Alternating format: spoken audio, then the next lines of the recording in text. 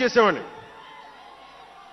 మొన్నే మా అన్నయ్య, మా నాగబాబు, మా అమ్మ, నేను ఒక ఫోటో చూపించారు ఎవరో. నేను కాషాయ బట్టలో ఉన్నా.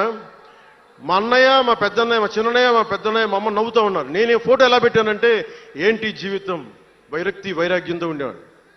అంటే నేను నా ధర్మం మీద నాకు అంత గౌరవం. సో నాకు మీరెవరూ కొత్తగా సర్టిఫికేట్లు ఇవ్వాల్సిన అవసరం లేదు. నేను మీకు ప్రూవ్ చేసుకోవాల్సిన అవసరం అంతకంటే లేదు. అంటే చిన్నప్పుడు ఎలా ఉండేయండి పరిస్థితులు, ఏదైనా మాట్లాడదాం వీళ్ళందరితో అంటే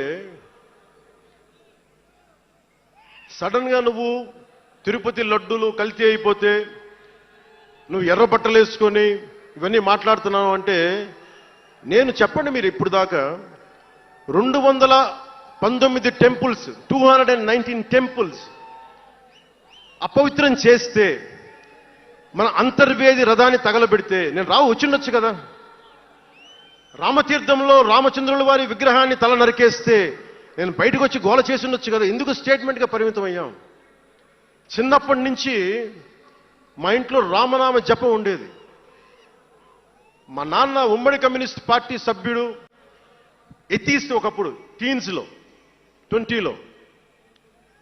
ఆయన మరి ఎలా మారిందో మనసు తెలియదు కానీ విపరీతం రామభక్తుడు అయిపోయాడు నేను పుట్టేటప్పటికి. మా ఇంట్లో ఎప్పుడూ రామనామమే ఉండేది. ఆ రామనామాన్ని జపిస్తూనే నాకు జబ్బు వచ్చినా మా నాన్న రామనామం చెప్పేవాడు. అలాంటి రామనామం జపించే మాకు రాముడి విగ్రహం తల నరికేస్తే కోపం రాకూడదంటారేంటి మీరు? ఇదే మీకు ఒక మహమ్మద్ ప్రవక్తకి పవిత్ర రంజాన్ మాసంలో మహమ్మద్ ప్రవక్తకి మీరు ఒక మాటని దూషించగలరా? దూషించి బతకగలరా? అల్లాని ఒక మాట అనగలరా? జీసస్ క్రైస్ట్ ఒక మాట అనగలరా? మేరీ మాతని ఒక మాట అనగలరా? కానీ పార్వతీ దేవిని తిడతారు, లక్ష్మీ మాతని తిడతారు. అంటే నువ్వు ఇస్లాంకి అపవిత్రం జరిగితే మాట్లాడితే సెక్యులరిజం, జగన్మాతకి కానీ, పార్వతీదేవికి కానీ, శివుడికి కానీ, రాముడికి కానీ, అయ్యప్పకి కానీ అపవిత్రం జరిగితే మా మనోభావాలు బాధపడకూడదు, గాయపడకూడదు, నోరు మూసుకొని కూర్చోవాలి. ఆ జనరేషన్ పోయిందిరా బాబు, ఆ జనరేషన్ పోయింది. ఒక తప్పుని తప్పుగానే చెప్తాం. ఒక హిందువు ఒక ముస్లిం పట్ల తప్పు చేస్తే తప్పనే చెప్తాం. ఓల్డ్ సిటీలో ఉండే ఒక నాయకుడు 15 నిమిషాలు కళ్ళు మూసుకోండి, పోలీసుల్ని మేము హిందువులకి ఏంటో మేము చూపిస్తామంటే అది తప్పు పట్టకూడదంటే ఎట్లా? అది మతోన్మాదమా? ఏం మాట్లాడుతున్నారు మీరు? బతుకమ్మ బతుకమ్మ బతుకమ్మ అని చెప్పి బతుకమ్మ పాటని మీరు వెటకారం చేసి ఓల్డ్ సిటీ నాయకుడు మాట్లాడితే దాన్ని డిఫెండ్ చేసుకోవటం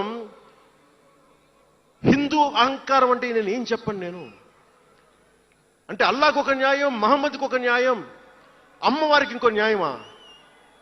అలా కుదరదు బాబు. ఈ ధర్మం అందరికీ సమాన అవకాశం ఇచ్చింది. సనాతన ధర్మం ఉండబట్టే విజయనగర రాజులు మస్జిద్ కట్టించారు. సనాతన ధర్మం కాబట్టే బంగ్లాదేశ్ని హిందువుల రక్తంతో తడిపి బంగ్లాదేశ్కి విముక్తి కలిగించాం. ఈ చరిత్ర తెలుసుకుంటే కదా. దేశ విభజన జరిగింది. మీరు ఎంతమందికి తెలుసు దేశ విభజన కష్టాలు? మీరు సినిమాలు నరుస్తారు, అక్కడ తాగిపోయారు మీరు. నేను అక్కడ తాగలా. నేను అమితాబ్కి ఫ్యాన్ని, నేను చిరంజీవి గారికి ఫ్యాన్ని, కానీ దేశానికి అంతకంటే పెద్ద ఫ్యాన్ నేను. అంటే మీరు మనందరికీ బాబాసాహెబ్ అంబేద్కర్ గారి గురించి తెలుసు. First law minister of Bharat. ఎక్కడికి వెళ్ళినా ఆయనకి 100 అడుగులో, ఏ తెలంగాణకి వెళ్ళినా ఆంధ్రాకి వెళ్ళినా 100 అడుగులో ఇంకా పైన విగ్రహం పెట్టి మనం ఆరాధిస్తాం. మీకు ఎవరికైనా తెలుసా?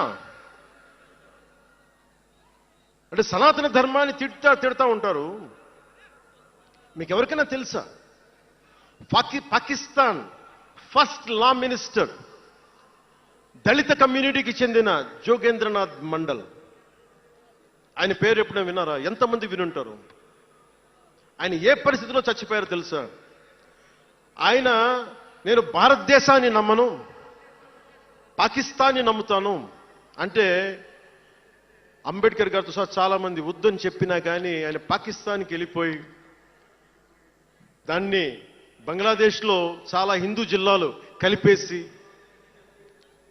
ఆయన దళిత కులాల నుంచి వచ్చిన వ్యక్తి, అందరూ ఆయన మాటలు నమ్మి ఆయన సమాజం హిందువులందరూ ఉండిపోతే, దేశ విభజన తర్వాత జరిగిన గొడవల్లో దాదాపు ఆయన కుటుంబంలో బంధువులందరినీ ఊచకోతకోసి చంపేశారు. పాకిస్తాన్ లా మినిస్టర్గా వెళ్ళిన వ్యక్తి భారతదేశానికి తిరిగి కాందీసుకుడుగా వచ్చి చనిపోయారు ఆయన. అంటే ఏం చెప్తున్నది ఇది? 10-12% ఉండే హిందువులు పాకిస్తాన్లో, 10-12% ఉండే హిందువులు ఉండే పాకిస్తాన్లో, బలూచిస్తాన్లో అంతమంది ఉండే హిందువులు ఈ రోజున 1%-2% పడిపోయారు. బంగ్లాదేశ్ గొడవల నుంచి హిందువులు పారిపోతున్నారు. మన దేశంలో అలా జరిగిందా? ఎంత మర్యాద ఇస్తాం ఇస్లాంకి? నా దగ్గర ఉండే వ్యక్తులను అడగండి, ఇస్లాం పాటించే నా దగ్గర ఉండే నా సన్నిహితులను అడగండి. ఇది పవన్ కళ్యాణ్ గొప్పతనం కాదు, సనాతన ధర్మం నాకు నేర్పింది ఇది.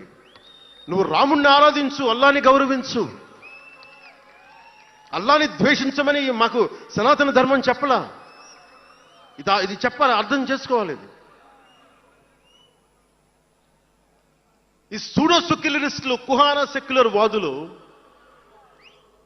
నేను ఒకసారి వైజాగ్లో 19లో ఒక సీనియర్ నాయకుల్ని అడిగాను.